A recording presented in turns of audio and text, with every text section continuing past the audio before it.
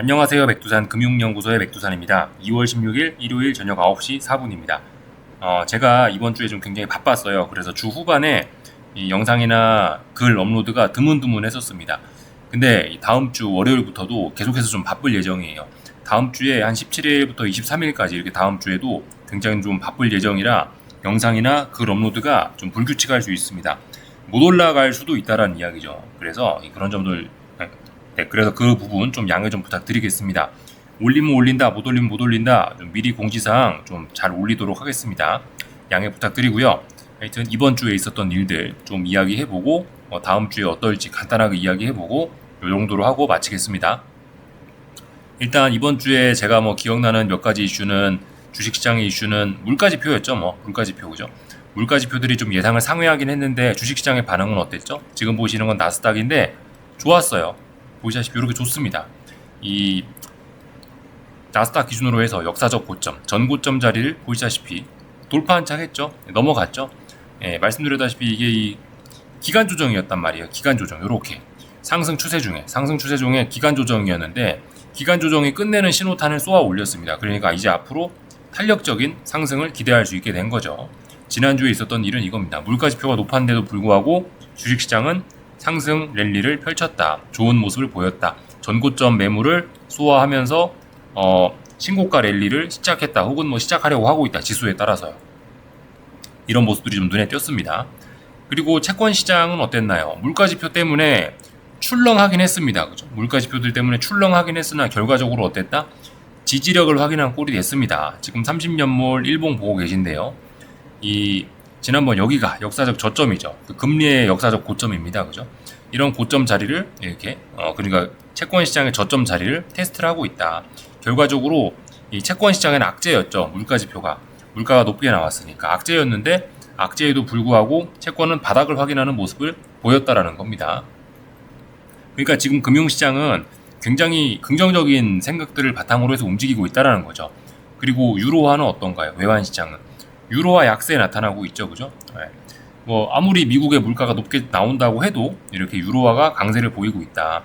그러니까 사실 이제 금융시장에는 이미 트럼프가 당선되기 전부터 높은 인플레이션과 관세 이런 이슈들을 어느 정도 좀 반영을 금융시장은 좀 해온 거고 지금은 이제 막상 이제 그런 관세나 높은 인플레이션 이런 게 지표로 나타나고 실제로 눈으로 보이니까 오히려 이제 시장이 긍정적인 반응을 보이고 있다라는 거 생각해 보셨으면 좋겠습니다. 금융시장은 모든 것을 선반영한다. 막상 관세에 관련된 악재가 막 나오고 인플레이션이 높다라고 해도 이제 당분간은 좀 긍정적인 이런 흐름이 이어질 것이라고 보여집니다. 한국 증시는 어땠나요? 한국 증시도 굉장히 흐름이 좀 긍정적이었어요.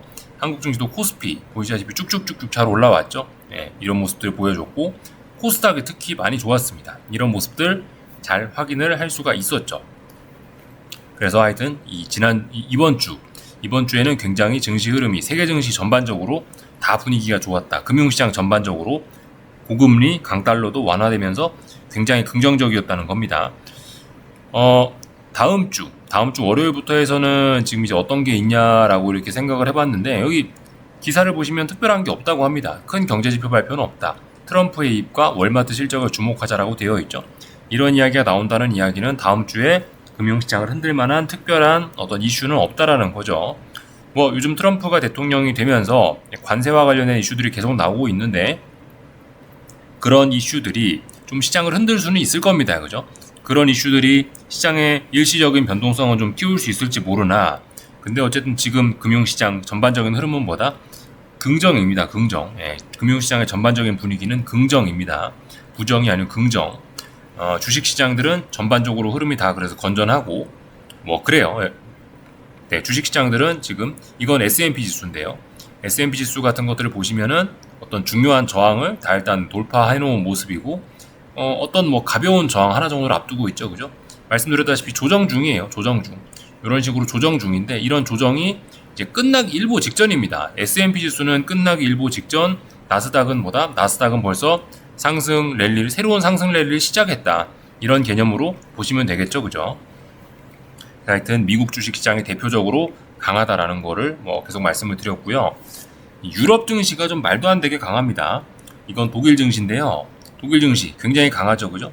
예, 독일 증시도 굉장히 강하고 그런 모습입니다. 뭐 일본, 중국 다 그래요. 일본, 중국 다. 일본 증시 물론 뭐 요즘에 흐름이 좀 답답합니다만은 이게 큰 위기에 처해 있고 그런 건 아니죠. 예, 혼조한 그런 구간 안에서 방향성 탐색 중. 지금 당장 아래쪽으로 간다라고 하는 이런 큰 위기 이런 거는 보이지 않습니다. 중국 증시 같은 것도 좀 볼까요? 중국 증시도 여전히 긍정적인 모습들이 보이고 있죠. 이 지켜야 될 자리, 이런 자리, 지켜야 될 자리, 여기 이런 자리들을 지키고 안 빠지고 올라가고 있습니다. 빠져야 될 때를 놓쳤죠. 네, 빠질 거면 이때쯤 빠졌어야 되는데, 혹은 이때쯤 빠졌어야 되는데 타이밍 놓치고 올라가고 있죠, 그죠? 그러니까 주식시장 전반적으로 다 긍정적이다라는 겁니다. 어떤 이슈가 나와도 지금 다 긍정적이다. 비트코인 이런 걸 보셔도 이 비트코인이 뭐 특별한 의미가 있어 보는 건 아니고 위험자산의 대표니까 보는 건데 어떤 중요한 특정한 자리를 딱 지키고 있고 긍정적인 흐름 보이고 있는 거죠. 어디에도 지금 뭐 딱히 위험한 그런 모습은 없습니다. 그래서 채권 시장도 안정되고 있고 뭐 외환 시장도 안정되고 있고 그래서 전반적으로 지금 위험 자산의 긍정적인 그런 모습이고 하여튼 금융시장 참가자들은 전부 다 좋은 쪽으로 모든 걸 보고 있다 이겁니다. 다만 이제 뭐 약간 변동성은 좀 커질 수도 있겠죠, 그죠? 왜냐하면 뭐 예를 들면은 나스닥이 전고점을 돌파 한착을 했으니까 전고점 여기 돌파 한착했으니까 여기 이 자리를 돌파 한착했으니까 차익 실현 매물 같은 게 좀 나오면서 조금 흔들릴 수 있겠죠. 근데 지금 상황에서 뭐 조금 흔들리면 어떻게 된다? 정석적인 건 뭐죠? 눌림시 매수로 접근하는 게 맞겠습니다. S&P 지수도 뭐 마찬가지. 뭐 변동성은 뭐 조금 뭐 커질 수도 있어요. 뭐 트럼프가 대통령이기 때문에 트럼프가 하는 발언에 따라서 조금씩 흔들릴 수는 있겠죠. 그런 것들 때문에 뭐 시장이 조금씩은 흔들릴 수 있으나 지금 주식시장은 눌림시 매수로 보는 게 일단 정석적인 뭐 그런 것입니다. 그래서 뭐 이런저런 이야기를 좀 드려봤고 그 채권 시장은 뭐 똑같죠.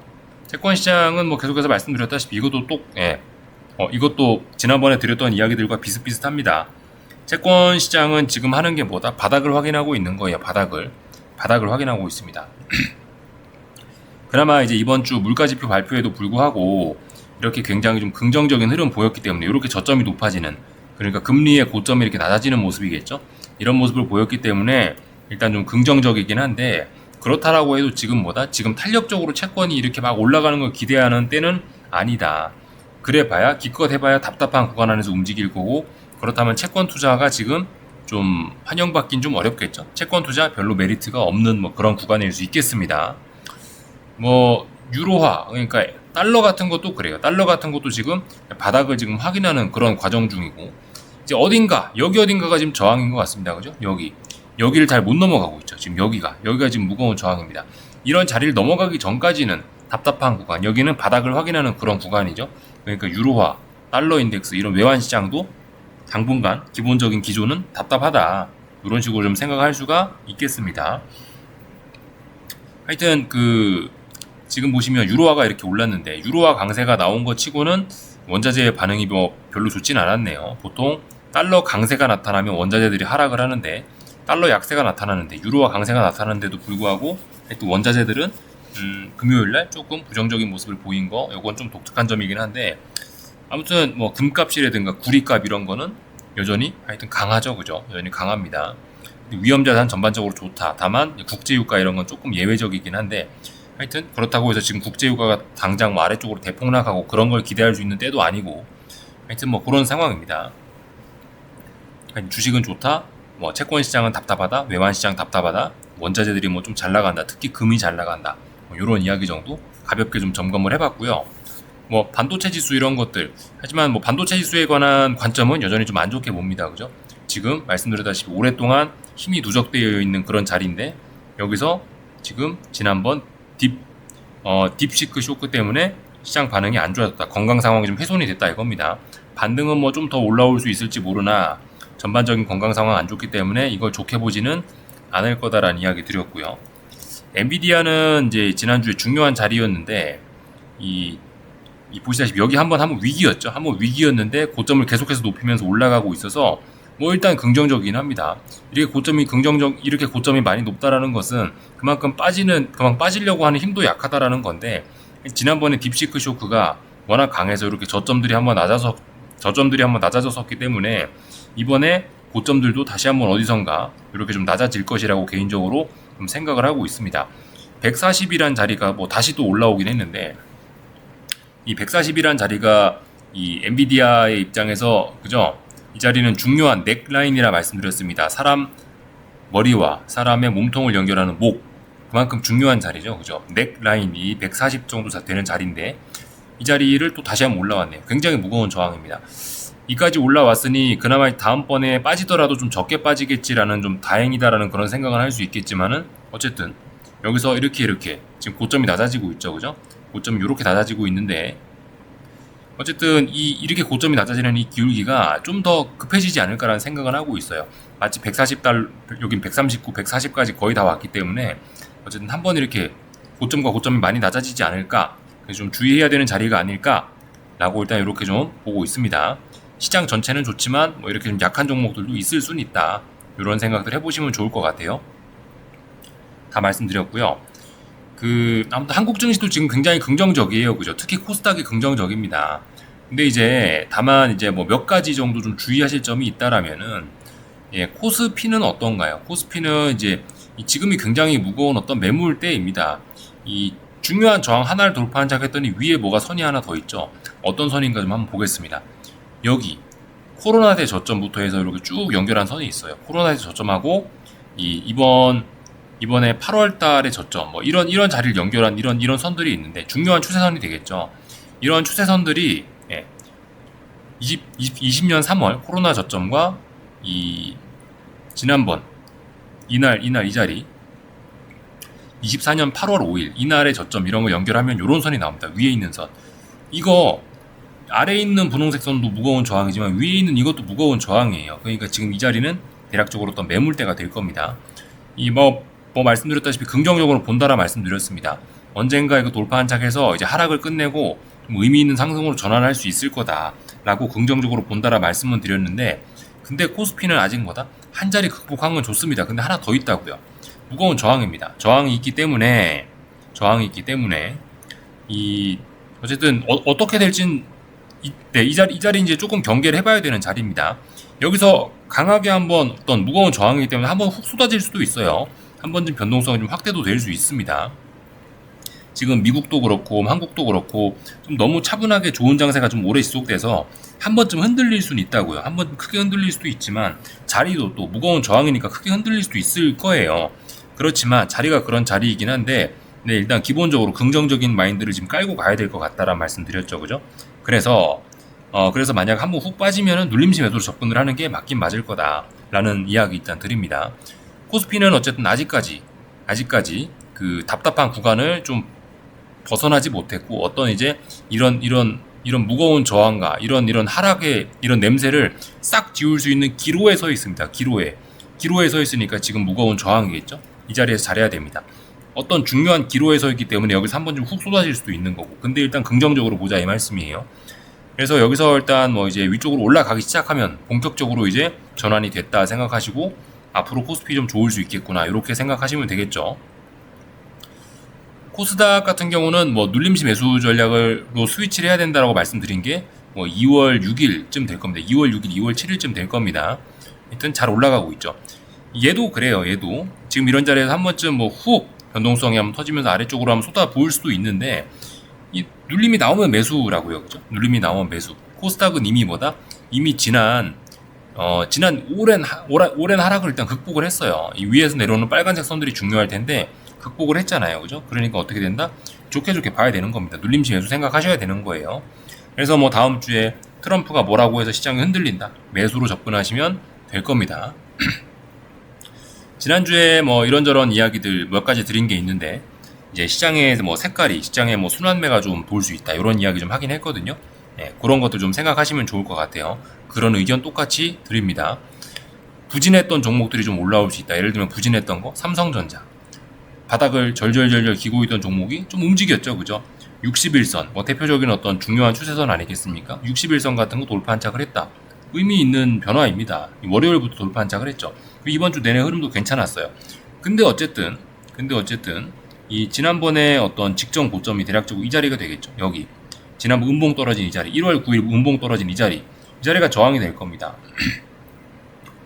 이제 본격적으로 여기 있는 이 자리, 여기 저항을 넘어서면은 좀 탄력적으로 오를 수 있겠죠, 그죠? 예. 하여튼 지금은 또다시 저항에 직면을 한 자리입니다. 위쪽으로 올라가겠어 라는 어떤 신호는 준 거예요. 이제 나 위쪽으로 올라가 보겠어 라고 신호는 줬는데, 아차, 바로 머리 위에 저항이 있습니다. 그렇기 때문에 금요일날 윗꼬리가 이렇게 좀 길게 달렸다라고 생각을 하고요. 예, 근데 어쨌든 이런 상황에서 조금 조정이 나온다 한들 눌림시 매수가 맞을 겁니다. 그죠? 눌림시 매수가 정석적인 대응이 되겠죠. 하여튼 그래서 61선 같은 게 서서히 이제 이렇게 돌아서려는 그런 어떤 상승의 초입부 정도로 일단 생각하시면 좋을 것 같아요. 삼성전자가 이렇게 못 나가던 삼성전자 같은 친구가 올라오면은 기존에 잘 나가던 친구들이 좀 못 나갈 수 있다. 이런 생각 좀 해보시면 될 것 같습니다. 삼성전자와 비스무리하게, 삼성전자와 비슷하게 움직였던 그런 역배열로 움직였던 뭐 그런 종목들이나 이제서야 막 61선을 이렇게 돌파한 척하는 이런 종목들 비슷비슷하게 차트 흐름이 갈 수 있어요. 그런 종목들의 흐름이 좀 괜찮을 수 있고, 뭐 상대적으로 삼성전자가 잘 나갈 때, 삼성전자가 힘들어할 때 혼자 잘 나갔던 그런 종목들이 있습니다. 그런 종목들은 약간 좀 서리를 맞을 수도 있겠죠, 그죠? 그렇게 순환매 그런 개념을 좀 생각해 보시면 좋을 것 같아요. 그래서 뭐 사실 지금 뭐 특별히 뭐 전반적으로 더 점검할 내용은 없고요. 지금 전반적으로 지금 시장이 긍정적으로 움직이고 있다라는 점 뭐 생각하시면 될 것 같고, 비리비리했던 친구들이 움직이기 시작했다라는 점, 이런 점 정도 생각하시면 될 것 같습니다. 고금리 강달러 완화가 되고 있지만 고금리 강달러는 어쨌든 우리와 오랫동안 함께 해야 될 동반자인 거고요, 그죠? 네. 뭐 지난번에 했던 이야기들과 똑같습니다. 네, 여기까지 하겠습니다. 궁금한 거 리플 남겨주시고, 하여튼 다음 주에는 뭐 약간 영상과 글 업로드가 드문드문할 수 있으니 미리 공지 열심히 남겨놓도록 하겠습니다. 여기서 마치겠습니다. 한 주간 수고들 많으셨습니다.